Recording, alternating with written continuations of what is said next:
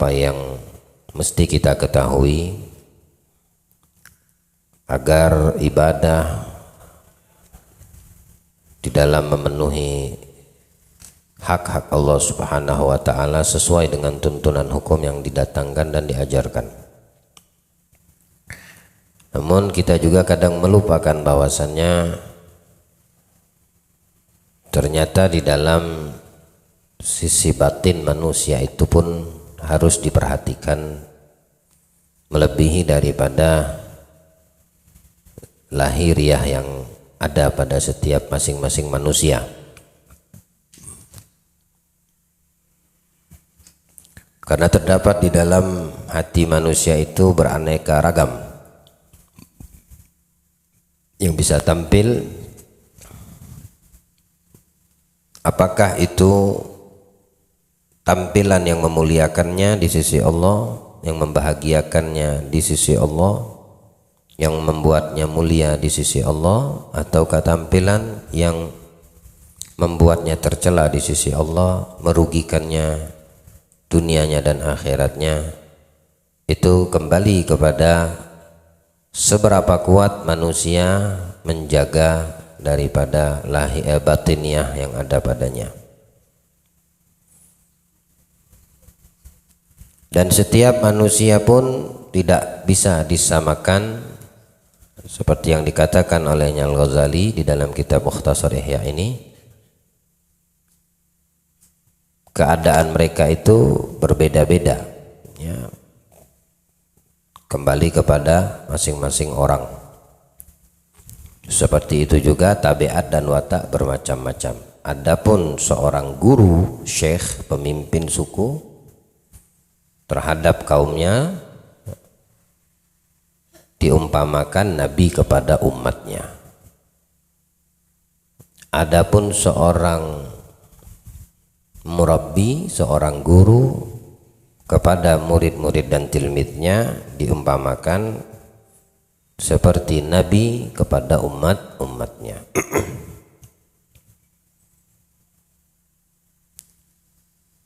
Dia seorang guru melihat dan mengetahui keadaan murid-muridnya, mengetahui sifat yang menonjol pada muridnya, mana yang perlu diobati atau perlu untuk dikembangkan.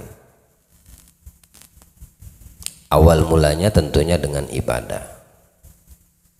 Oleh sebab itu para ulama, guru-guru kita itu selalu mengajak kita, memberikan semangat spiritual untuk setiap mereka yang duduk bersamanya agar memperkuat di dalam mengaji, memperkuat diri mereka untuk senantiasa hadir di dalam pengajian majelis-majelis yang di situ dijelaskan ilmu-ilmu Allah, ilmu Nabi kita Muhammad sallallahu alaihi wasallam.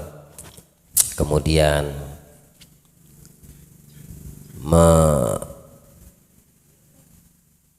menyuburkan hatinya dengan apa? Bacaan, dengan zikir, yang dengan sebab itu mereka yang hatinya bertentangan akan terlihat di mata guru tersebut. Nah, saat itulah terlihat, maka si guru akan mengobati apa yang menurutnya didapati dari murid-muridnya itu, kekurangan-kekurangan yang menjauhkan dia dari Allah.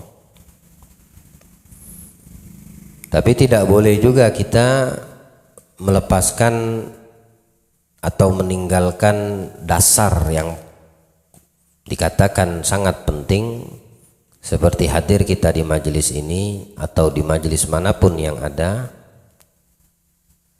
kemudian mengisi waktu senggang kita untuk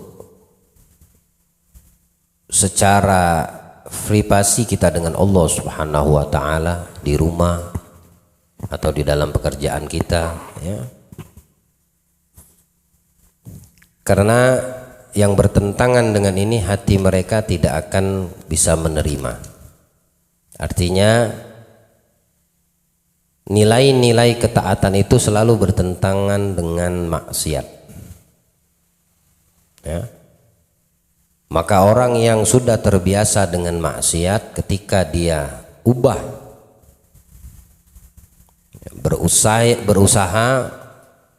berupaya melakukan nilai-nilai ketaatan, itu akan bertolak belakang, hatinya akan bertentangan. Disitulah para ulama, guru-guru seorang murabbi mengetahui pertentangan yang didapatkan, yang dilihatnya dari murid-muridnya. Pertama, dia sirami api yang ada di dalam batin seorang murid itu dengan apa? Dengan ilmu, dengan zikir, dengan bacaan-bacaan. Maka ketika kelihatan di mana letak panas yang ada pada diri seorang murid, di situ guru mengetahui kekurangannya di sini. Apakah dibiarkan? Tidak, malah kekurangan itu akan diubah. Ya, dia akan mengubah dengan nasihat, mengubahnya dengan apa yang bisa dia lakukan daripada apa yang telah diajarkan dan didatangkan oleh Nabi kita Muhammad SAW, sehingga tampillah batin seorang murid tersebut sempurna di mata Allah dan di mata Nabi.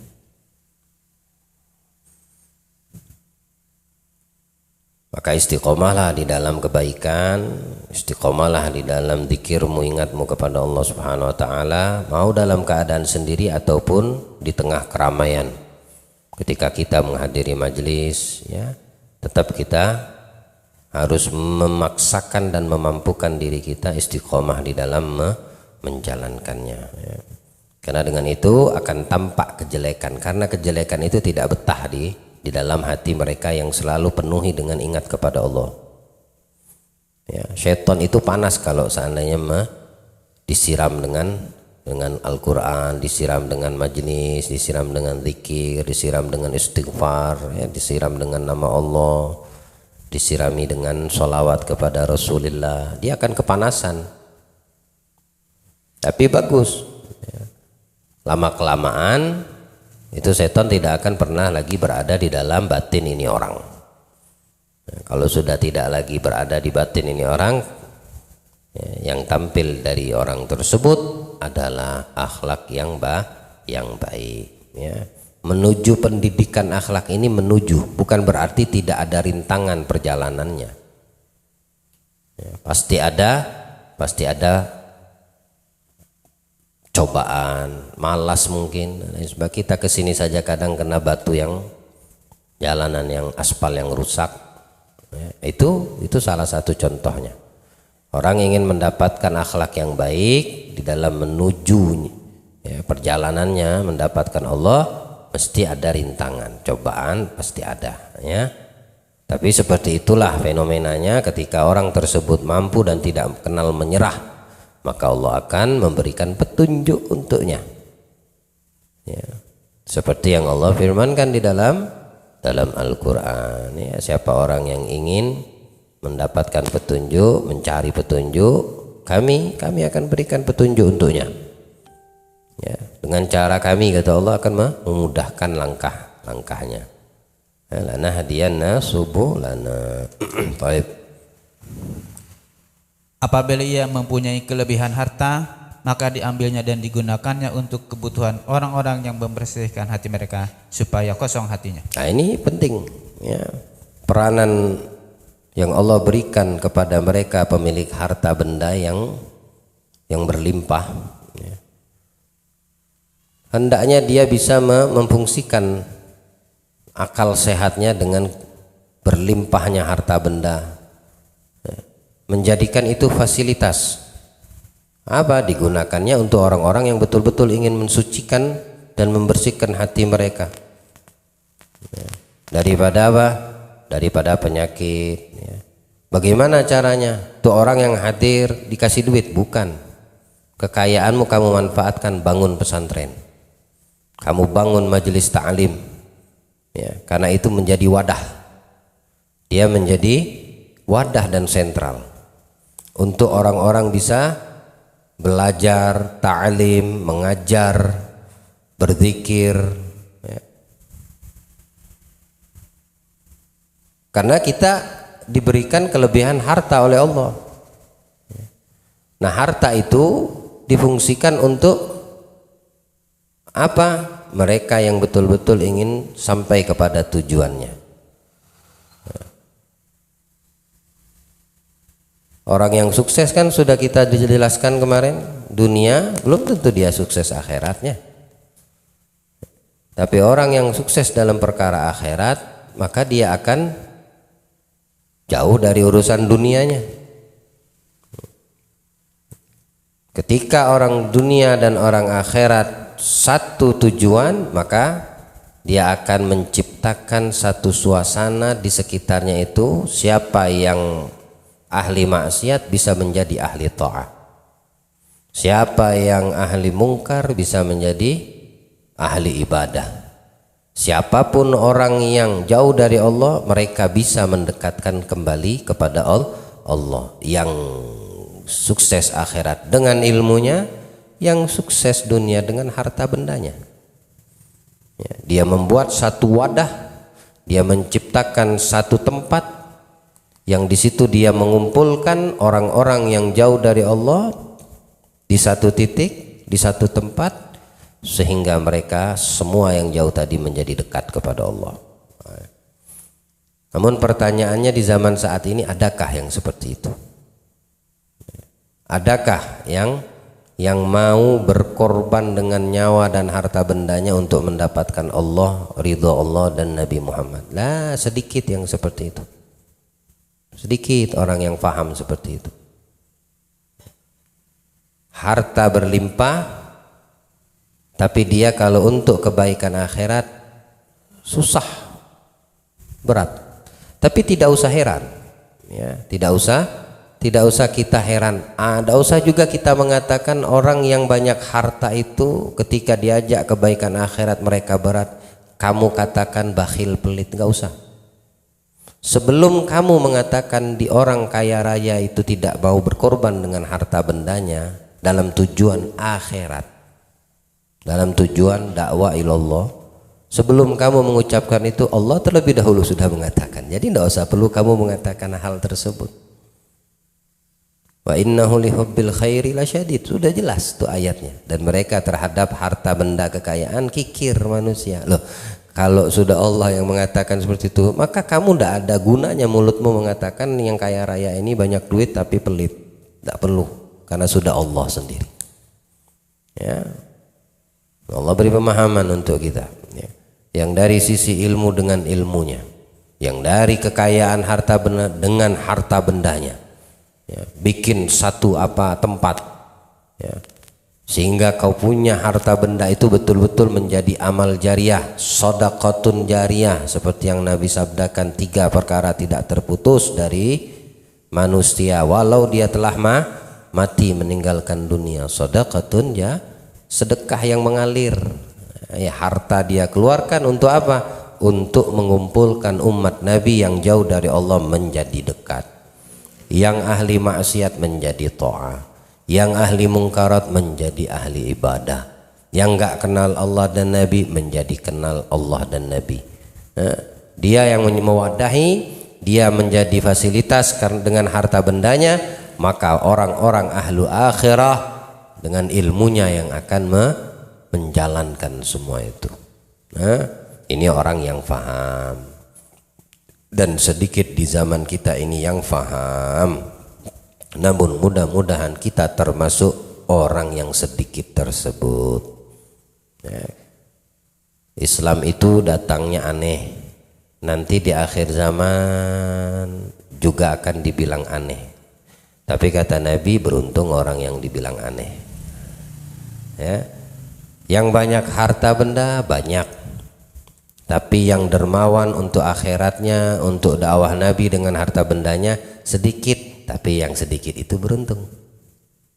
Ya, Yang sedikit itu beruntung. Ya. Tumpuk harta banyak-banyak, nggak bisa dia gunakan untuk akhiratnya. Lahakumut takatsur hatta zurtumul magabir. Ya.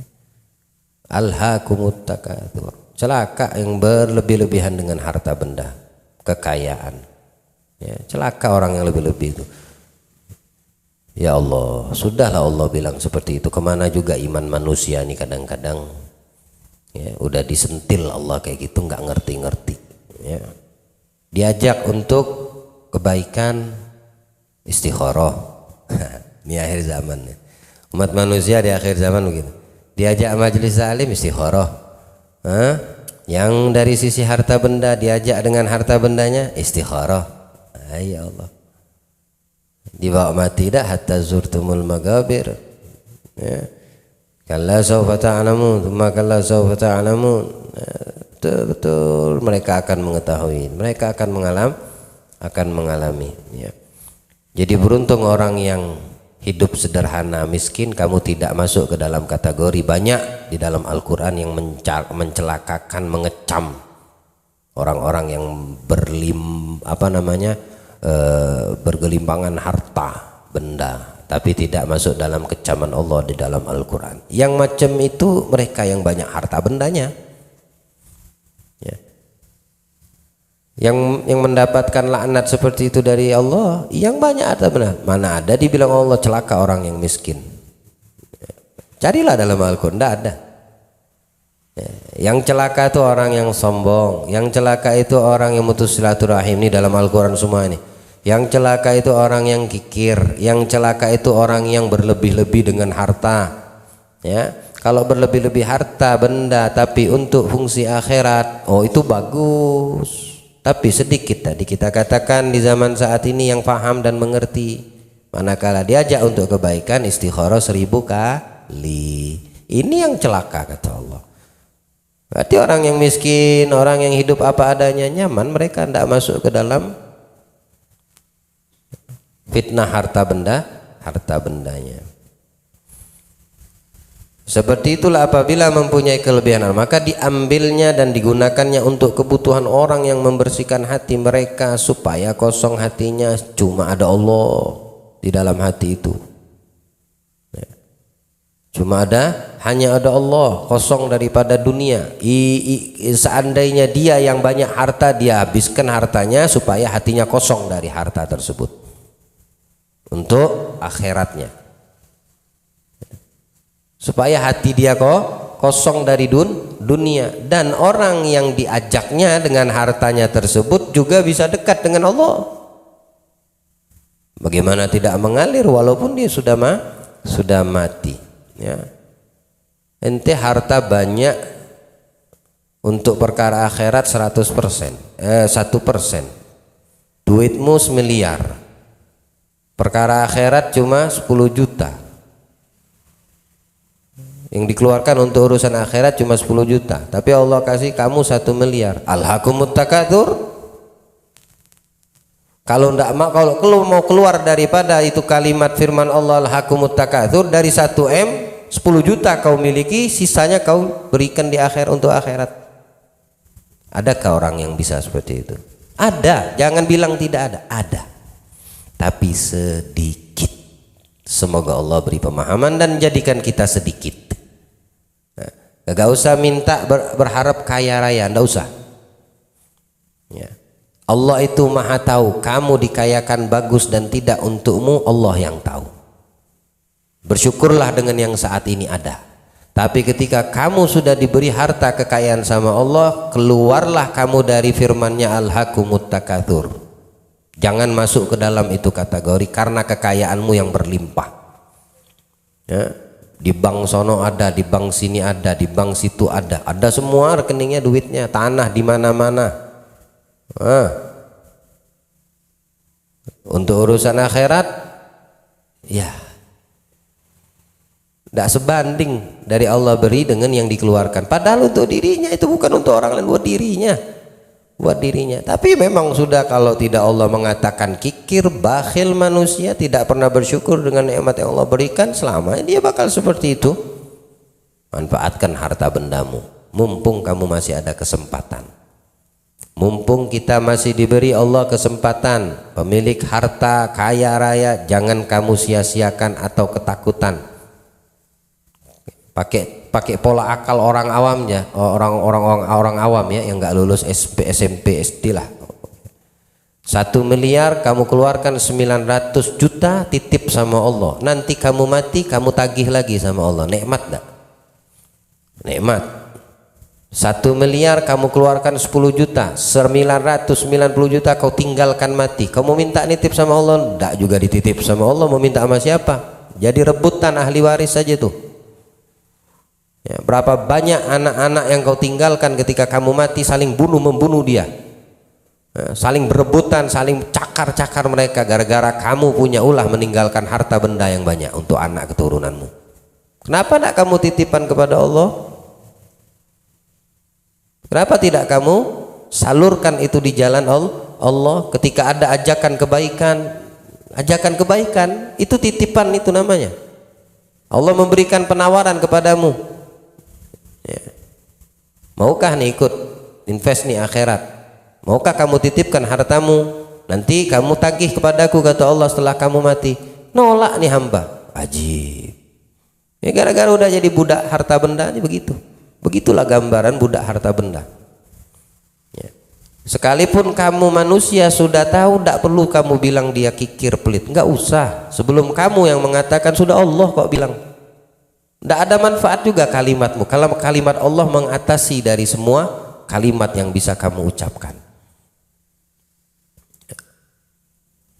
Orang yang dermawan, yang baik, mementingkan orang lain dengan keterbatasan. Yu'thiruna ala anfusihim walau kana bihim khasasa. Dia lebih mementingkan keperluan orang lain meski dia yang sengsara. Dermawan banget tuh dengan keterbatasan yang dia miliki. Lihat bagaimana ini ayat diturunkan kepada sahabat Nabi yang menjamu tamunya, dipuji sama Al-Quran sampai akhir. Ada dermawan. Orang di sekitar mau mengatakan, Masya Allah, baik betul nih orang, dermawan betul. Dia kagak makan malam, dia memuliakan tamu Nabi yang kelaparan jadi kenyang. Sebelum kamu ngomong itu sudah Allah bilang terlebih dahulu. Maka tidak ada manfaat itu kalimat omongan yang terucap, pujian yang kau ucapkan untuk kedermawanannya. Karena sudah dipuji sama Allah atas sifat dermawannya. Apalah arti sifat kita, ucapan kita? Apalah arti omongan yang keluar dari mulut kita kalau semua sudah diucapkan dan difirmankan Allah dalam Al-Quran? Kalimatmu itu hanya berlaku 1 hari, 2 hari, 3 hari, setahun, 2 tahun, 10 tahun. Tapi ucapan Allah sampai akhir zaman berlaku, sampai akhir kiamat tetap berlaku, dan nanti dibalas sama Allah ketika hari kebangkitan. Allah beri pemahaman, Allah beri pemahaman, insya Allah. Baik. Kemudian ia mengosongkan hati orang lain dan pikirannya dengan hartanya yang diberikannya dengan kemauan, sehingga tujuannya tercapai berkat kemauan itu. Oke, ini jalan 7 kebaikan, bagian dari akhlak, sifat mulia. Pemilik harta, kemuliaan akhlakmu adalah bagaimana kamu menyalurkan harta bendamu kepada kebaikan. Ya, harta benda kekayaanmu untuk kebaikan. Ya. Belajarlah untuk ketika ada orang yang mengajakmu kepada akhirat dalam urusan harta, jangan kamu tahan dirimu. Jangan kamu tahan dirimu, dan tidak juga kamu mengorbankan semua harta benda karena kamu tidak mampu untuk sampai ke tingkatan seperti itu. Tapi paling tidak akan terkikis sifat bakhil, kikir daripada atau cinta kepada harta benda, atau takut khawatir dengan hilangnya harta benda dari hatimu. Itulah tampilan sifat terpuji daripada batin manusia. Abdurrahman bin Auf kalau sedekah nggak tanggung-tanggung, habis betul. Pagi itu dihabiskan sama dia semua, bukan sedikit, semua. Abu Bakar Siddiq semua untuk dakwah Nabi, untuk akhirat mereka, untuk panggilan Allah. Khadijatul Kubro semua. Siapa paling kaya di Mekah di masa Nabi Muhammad baru-baru diutus? Pembesar-pembesar Quraisy, sedikit semua itu masih hartanya. Khadijatul Kubro 3/4 kekayaan Mekah dia punya, bukan setengah, di atas setengah tuh. 3/4 di atas setengah kan? Pemiliknya namanya Khadijah bintu Khuwailid, istri Nabi kita Muhammad sallallahu alaihi wasallam. Dipertahankan? Sama sekali tidak. Sampai beliau itu waktu menyusui putrinya Fatimah yang keluar darah, bukan air susu. Kemana hartanya? Kemana 3/4 kekayaan yang dimiliki? Semua diberikan, dititipkan sama Allah. Melalui siapa? Nabi Muhammad suaminya. Orang kalau tajir, kaya, melintir, nyusui bini, nyusuin anak, masa keluarnya darah? Ya keluarnya air susu lah, pasti sehat ya, bergizi, yang asupan yang dimakan buah-buahan, sayur-sayur, kan seperti itu. Karbohidrat bagus, protein, jadi hasil asinya juga bagus lah. Kalau yang keluar asinya darah, itu secara kasat mata kita udah tahu yang dimakan apa atau tidak ada yang dimakan sama sekali. Pemilik 3/4 kekayaan di kota Mekah, belum lagi di Syam. Semua diberikan kepada Allah. Enggak sampai kita ke level itu, tapi dengan kita membaca sejarah mereka itu paling tidak ada sedikit di hati kita ini ya, untuk keluar daripada sifat kikir ketika ini berkaitan dengan akhirat. Kenapa kita mikir? Nah, ya pemilik harta. Ya, pemilik harta, ente punya duit 100.000, bas, tidak ada lebih 100.000, nggak ada 100.000 lebih sedikit tuh nggak ada. Lah di bank, wala di rumah, wala di titipan. Memang murni kau punya duit, sisamu 100.000.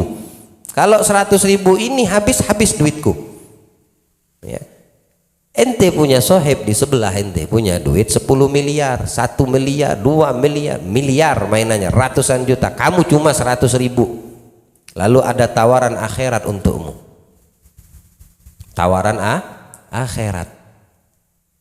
Artinya kau punya harta dipinta sama Allah, dites, diuji kamu terhadap harta. Yang kamu punya 1 M, yang temenmu punya 100.000. Yang 1 M ngeluarkan 100 juta, yang 100.000 ngeluarkan 50.000. Mana yang lebih dermawan? Coba tanya, coba jawab saya. Yang 100 juta atau yang 50.000? 50.000 dermawan. Kenapa? Separuh kekayaannya dia keluarkan untuk Allah. Kamu 1 M cuma 1% aja kamu keluarkan 100 juta tuh. Cuma 10%-nya aja. Ini 50% dikeluarkan sama yang 100.000. Dia beranggapan bagaimana? Aku 50.000 masih bisa beli makan, masih bisa hidup aku dengan 50.000 ini. Untuk hari ini aku masih bisa hidup. Hah? Tapi kamu yang 1 M berpikirnya tidak seperti yang 100.000 ini tadi. Maka kamu keluarkan itu 100 juta dan menurut kamu itu sudah besar. 100 juta, dia cuma 50.000. Aneh 100 juta. Ya kalau hitungan nominal besar 100 juta. Tapi kalau hitungan pahala, derajat tingginya di sisi Allah, mulia dermawannya, 50.000. Walaupun nolnya 4, sekalipun nol kamu 7, kamu cuma 10%, dia 50%. Habib Abu Bakar Adni itu untuk dakwahnya Allah, bukan dia mengajak, bahkan beliau itu berhutang. Hutang ditotalkan ketika beliau meninggal 9 miliar di masanya. 9 M kalau ditotalkan. Itu di masa beliau tuh. Hah? Kapan itu? Kurang lebih 600 tahun yang lalu. Abu Bakar Adni bin Abdullah Al-Idrus bin Abdurrahman As-Saqqaf, bin Abdullah Al-Idrus bin Abdurrahman As-Saqqaf, menantu anak dari Habib Abdullah Al-Idrus bin Abu Bakar As-Saqqaf bin Abdurrahman As-Saqqaf. Ya, kurang lebih 600 tahun yang lalu. Yang meninggalkan hutang 9 M digunakan untuk beliau, anak beliau, untuk dakwah Rasul, untuk agama Allah. Jamu tamu aja, kalau beliau tuh sehari itu tidak lepas, dalam sehari itu 100 ekor kambing disembelih itu untuk ngasih orang fakir, orang miskin. Mana ada di Aden itu kelaparan? Nggak ada. Kalau datang tamu itu dimuliakan makanan, betul-betul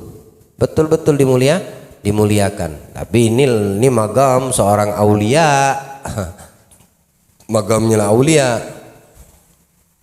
Sampai ada tamu salah satu ulama dari negeri jauh datang melihat beliau ini memuliakan tamunya. Mau tamu biasa tuh, apalagi tamu ulama. Kagum, heran, ya Allah, Habib, antum ini memuliakan tamu ini berlebih-lebihan nih. Ya. Berlebihan di dalam memuliakan tamu. Ndak, kata beliau, ndak seberapa yang ku keluarkan. Ya. Kalau kamu pengen mendapatkan orang yang lebih dermawan, kau pergi ke Tarim sana, temui kakakku. Kakak beliau ternyata di mata Habib Abu Bakar lebih mulia, lebih dermawan. Habib Abu Bakar memuliakan tamu, potong kambing, potong ontak, makannya nyaman, enak semua. Dijamu betul-betul, kala-kala itu hotel-hotel bintang tidak terhitung tuh. Ya, kalau bab memuliakan tamu Habib Bakar Adni, seorang aulia. Balik, ini tamu penasaran ke Tarim. Ya. Mencari saudaranya Habib Abu Bakar, lupa saya namanya. Betul kalau lebih dermawan dari Habib Bakar Adni ini. Pas nyampe di Tarim, lihat, ya Allah, rumahnya aja kecil, nggak semewah Habib Bakar. Nah, orang fakir, orang miskin rupanya. Nah, datang ke rumahnya, assalamualaikum, sahla wa sahla, disambut sama beliau. Aneh baru datang dari Aden, ketemu antum punya saudara, dan ana melihat dengan kepala saya, mata kepala saya, dermawannya antum punya saudara. Tapi beliau mengatakan yang lebih dermawan dari saya adalah engkau, saudaranya, kakaknya. La ilaha illallah, nangis ini kakaknya beliau nih. Nangis, apa yang disampaikan adiknya itu.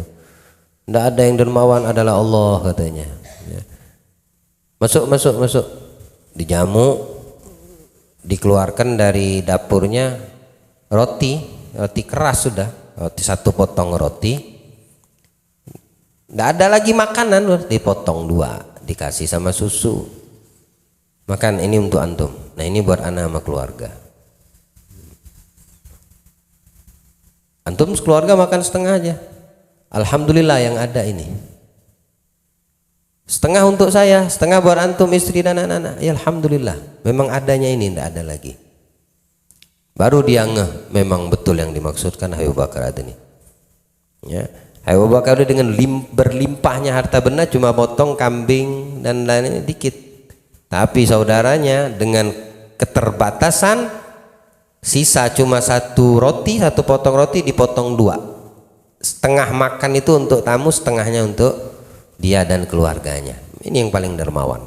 Itu seperti 1 M 100 juta sedekah, 100 ribu 50 ribu yang disedekahkan sama dia. Kalaupun yang 100 ribu ngeluarkan 10 ribu juga masih kalah kok yang 1 M tadi, yang ngeluarkan 100 juta. Masih tidak sebanding. Ya. Itu kalau pengen di mata Allah dermawan, untuk kebaikan, untuk akhirat, untuk dakwah Nabi. Jangan, bagi yang mempunyai harta kekayaan berlimpah itu berat untuk mengeluarkan. Sekali terlintas berat di benak kita, maka kita sudah dikatakan kikir sebelum manusia mengatakan Allah sudah mengatakan hal tersebut. Ya, jangan minta kaya dah sama Allah kalau seandainya kamu akan jauh ya menjadi budak harta. Jangan pernah berdoa minta kaya, tapi minta sama Allah yang terbaik darimu untukku ya Allah. Ya, miskinmu tidak semiskin Nabi Muhammad. Artinya laparmu tidak pernah kau merasakan lapar yang dirasakan Nabi Muhammad. Sakitmu belum kau merasakan sakitnya, tidak akan pernah bisa, tidak ada bisa. Karena kita punya tolak ukur, kita punya barometer, kita punya panutan, kita punya gudwa, kita punya cerminan hidup. Apa yang kamu rasakan, coba lihat apa yang didapatkan Nabi, sebanding enggak? Ya, jangan melihat yang lain. Kita kalau melihat yang lain kurang, nggak puas, pengen, keluarlah sifat rakus, tamak akhirnya. Tapi lihat Nabi kita Muhammad, maka kamu akan menjadi manusia paling bersyukur di atas bumi Allah. Lihat apa yang ada sama Nabi. Ya. Bandingkan sama kamu. Nabi kadang ganjel 4 batu di perut, sabar. Kita sehari masih makan aja kita. Nabi nggak masuk makanan 40 hari, di dapur rumah beliau tuh ndak hidup asap atau api untuk pembakaran masak 40 hari. Kita pernahkah mengalami? Ndak pernah. Ya, mesti setiap hari kompor gas di rumahmu mesti hidup. Entah kau makan Indomie ketika ndak bisa beli beras, pasti hidup. Tapi Nabi 40 hari mendapatkan itu. Nah, ketika kita melihat itu, kamu akan sadar, bersyukur, alhamdulillah. Nabiku saja lebih parah dariku. Masa aku dalam keadaan seperti ini tidak bisa bersyukur kepada Allah? Syukurmu itu mengangkat derajatmu di sisi Allah. Syukurmu itu akan membukakan jalan keluar untuk masalah yang kamu dapetin saat itu. Tapi kalau melihat orang ke atas terus, ya kapan jadi hamba yang bersyukur? Yang ada nanti iri dengki sama tuh orang. Yang ada nanti hasud, yang ada nanti tidak bagus semua, ya, benci sama dia, nggak suka orang dapat nikmat. Nah, itu gara-gara sering melihat orang yang di atasnya. Allah beri pemahaman insyaallah. Di antara cara-cara mendidik akhlaknya adalah menggunakan sebagian sifatnya untuk mengatasi sifat lainnya. Maka ia anjurkan agar bersifat dermawan dan murah hati dengan perantaraan dia, untuk meninggalkan sifat kikir dan cinta keduniaan.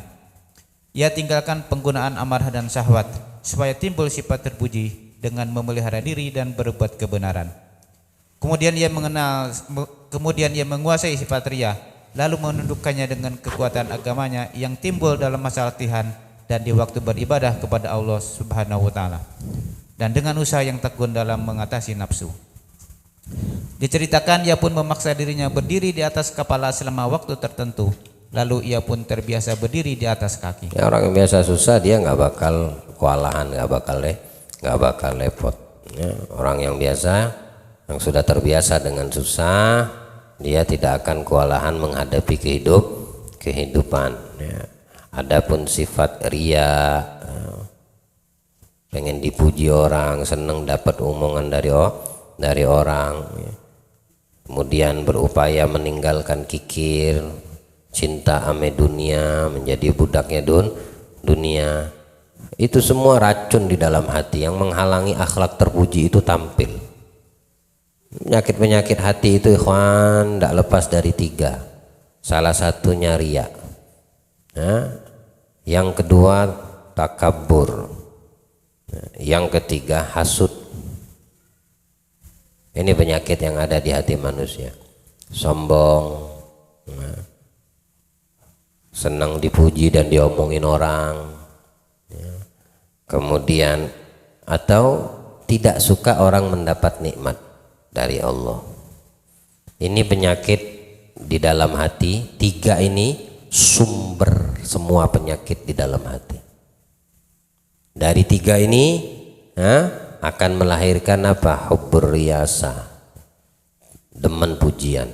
Hubbur dunia, cinta amedun dunia. Apapun itu, harta, kedudukan, jabatan, semua dari 3 sumbernya. Kalau enggak takabur, hasud, ujub, riya, dengki atau riya. Takabur, kamu meremehkan orang. Dengan harta bisa, dengan kedudukan bisa, dengan jabatan bisa, diremehkan semua orang. Dia merasa dirinya paling kaya, paling berkuasa, paling memiliki wewenang. Itu kalau udah takabur, ya. Kemudian dengki, hasud nih.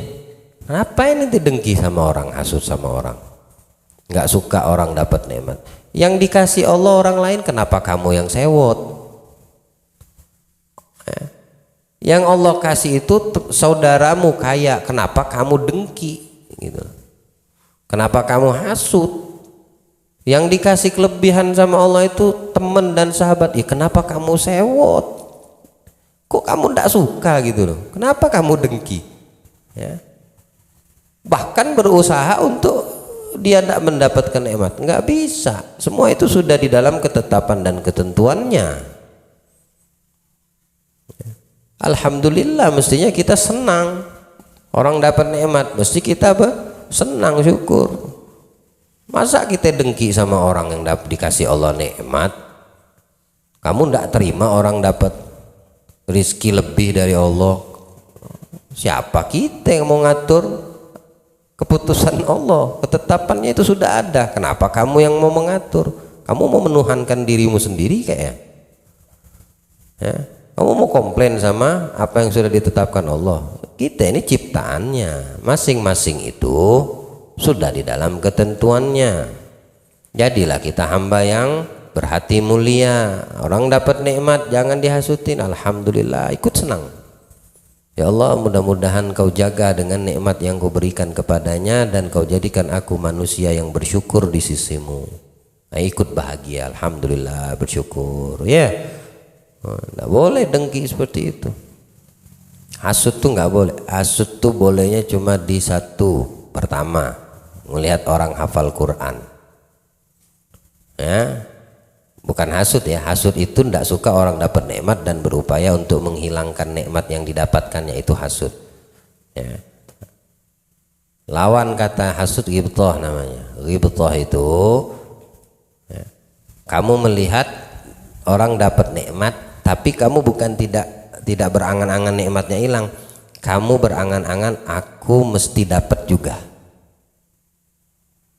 Nah, seperti bersaing dalam kebaikan. Ya, itu yang pertama. Orang yang dianugerahkan Allah bisa hafal Al-Quran. Kamu ghibthah, bagus. Kenapa? Karena memicu dirimu untuk bisa hafal Quran juga, bukan untuk menghilangkan hafalan Qurannya.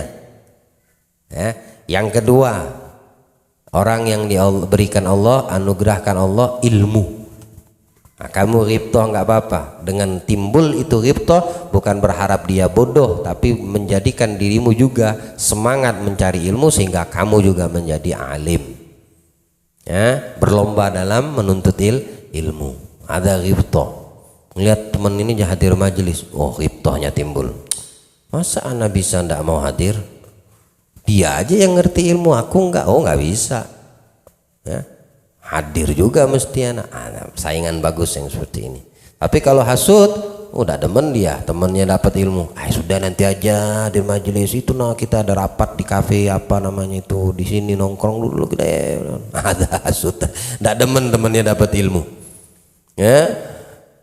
Yang ketiga, orang yang Allah beri lebih harta benda, kekayaan. Dengan harta benda dan kekayaan tersebut dia jadikan hartanya sarana akhirat untuk dirinya. Ada ghibthah nggak apa-apa. Jangan hasut.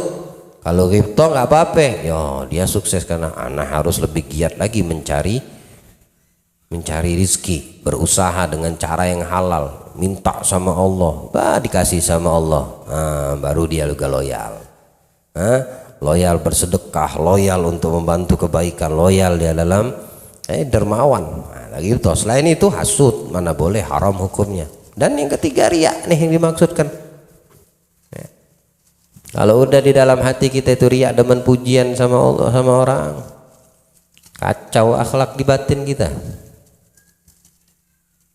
Tertutup kita punya batin karena 3 penyakit hati ini. Sehingga diantara mereka memaksakan diri berdiri di atas kepala. Maksudnya apa? Dia tidak peduli mau dimaki orang, di ini kan tidak apa-apa. Ya. Jadikan kepala, injek aja kepala aneh nggak apa-apa. Mau ente hina maki aneh udah nggak apa-apa. Injek aja. Dia mematikan dirinya, memaksakan dirinya dengan cara apa? Berupaya untuk bisa merendah di mata Allah. Tawadhu. Orang yang bisa seperti ini maka dia akan berdiri di atas kakinya. Dia harus menyampingkan egonya, rasa malunya. Ya. Kalau dikatakan diinjak harga dirinya, suruh minta maaf, dia selalu nggak mau. Mana harga diriku? Ada nggak gambaran seperti itu? Nggak bakal kamu bisa berdiri di atas kakimu. Artinya kamu tidak akan bisa sampai kepada tujuanmu, yaitu Allah. Ya, karena kamu kemauan untuk mematikan sifat ego seperti itu, berbicara masalah harga diri aja masih kamu pertahankan. Ya, nggak bakal kita bisa berdiri di atas diri kita. Awal minta maaf, maluan ya kalau minta maaf sama dia. Laki salah sama bini, datang minta maaf. Ayang minta maaf, ya memang aneh salah minta maaf aneh. Ya. Gengsi aku minta maaf, dia kan istriku. Waduh, berdiri kau di atas kepala ubun-ubunmu terus, kau tidak bakal kau berdiri di atas kakimu. Ya. Biniku dia, kalau aku minta maaf nanti kurang ajar dia. Pikirannya aneh-aneh. Nggak ada orang minta maaf itu dapatnya ada balasan dari Allah nggak baik, itu nggak ada. Kamu minta maaf, kita minta maaf dibalas baik loh sama Allah. Dari sisi penekanan dirimu terhadap nafsumu, jiwamu, ya, sifat tercela daripada dirimu menjadi baik semua, membaik, bertahap dia menjadi baik. Artinya kamu bisa meletakkan sesuatu pada tempatnya. Salah minta maaf. Nanti bab agak ego. Ya. Ada itu, apalagi laki-laki, pantang betul kayaknya. Ya. Minta maaf sama si, kalau dia tahu salah, pantang betul. Minta maaf sama istri, minta maaf, diajak bercanda, begitu. Nabi kan mencontohkan seperti itu. Sambil bercanda, minta maaf. Kalau dia masih, perempuan kadang-kadang jual mahal juga, dia tinggalinlah sebentar. Ya, tinggalin, biar dia berpikir. Jangan kamu berpikir, nanti aku diinjek-injek kepalaku sama biniku. Iya, kamu diinjek-injek sama nafsumu jadinya. Malas minta maaf sama bini, ya. Gengsi tadi, ya. JIJIK gengsi itu. Nggak bakal kita bisa berdiri di atas kaki kita. Artinya kita tidak akan sampai kepada tujuan daripada maksud kita mendapatkan Allah kalau sifat seperti ini ada di dalam hati kita, dipelihara lagi, disiramin pagi sore, dibeliin pupuk paling bagus. Jadi sudah riaknya tambah, kungpaunya tambah, takaburnya jadi, egonya tambah jadi, apalagi hasut ngeliat orang dapat nikmat, nggak habis-habis. Dalam keadaan itu terpelihara di dalam hati, mati ini orang. Cakep, cakep banget orang mati kayak gitu. Mampus dia di hadapan Allah hari kebangkitan. Bawa hati yang seperti itu. Allah jaga hati kita, Allah bersihkan hati kita. Siapa yang menghadap Allah itu dengan membawa hati yang selamat, dia yang selamat. Yang menghadap Allah dengan membawa jiwa yang selamat, hati yang selamat, dia yang selamat di akhirat.